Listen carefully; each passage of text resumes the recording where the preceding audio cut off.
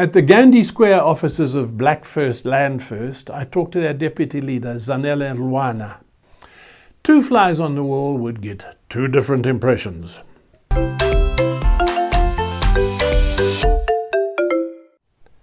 The deaf fly thinks, nice. The guy arrives cheerfully, people hanging around, not over busy, give him a big hello. A young woman model sits him down to explain something urgent. The blind fly thinks, what's this racket? Is blood spilling? Has someone called the police? Why is the male voice using a language called white settler racist rubbish narrative?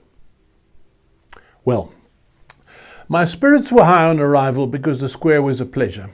Last time I saw it, a couple of years ago, it was all dilapidation and debris, broken lifts and stinking loos. Wow! Now it's clean, cheerful and picture postcard, which I believe is thanks to one man. I think we're going to come back to that.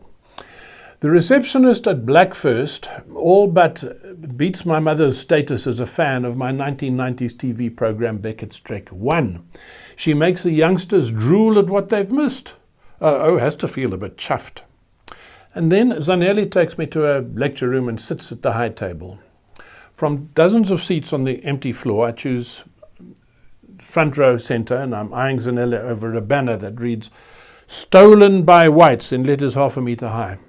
What was stolen is lost behind an angle in the table, somewhat dulling the message, notwithstanding that I think we'd all guess what was stolen. Pecking order established, Zanele talks amiably of her great job teaching biology and natural sciences. She likes her school, she likes her kids, she likes her department, which says that her politics is her own affair, provided that it stays out of her teaching, which seems to me a terrifically advanced attitude for a department to take. Then to the state of the nation, and things change a bit. For one, volume control zooms to max. I recall movies of Hitler addressing the Nuremberg rally.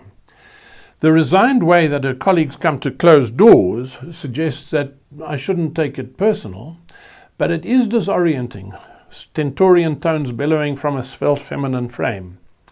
The theme is firm. The theme is indignity, enslavement, subhumanity, enslavement, dispossession and enslavement. It is, and I quote, reduction to tenants on our own land, the land that defines our dignity, the land that swallows us when we die, the land in which our ancestors are buried, but colonial law says trespass when we set our living feet upon it. Now, strictly I know this, we all do, but refresher courses have value, and Zanele's tirade is earnest. I raise basic slave history. Technically only one province ever had slavery, and there'd been no slavery at all of black Africans. The Cape was upfront exiting from slavery, thanks to colonizer Britain, taking the greatest solitary moral lead that the globe ever saw.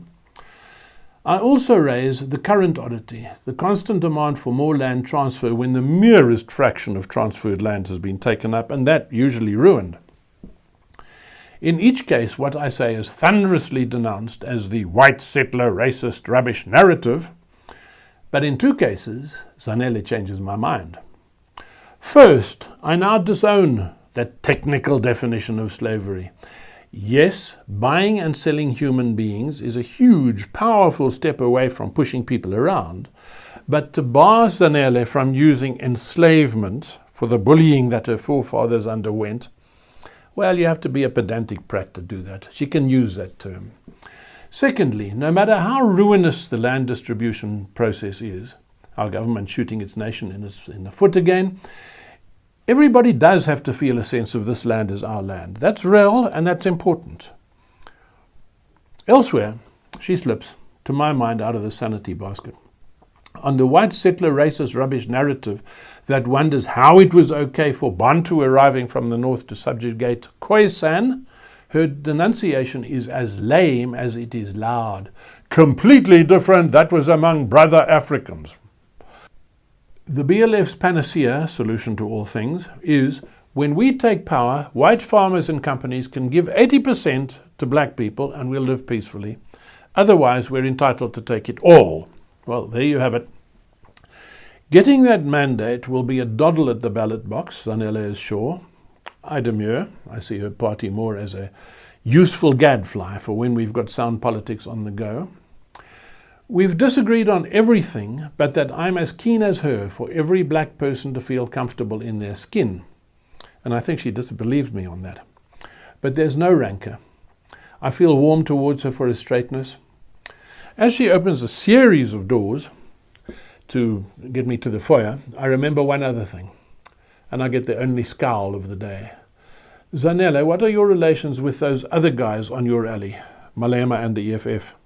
None. Those sellouts want unproductive land only. We real revolutionaries demand it all.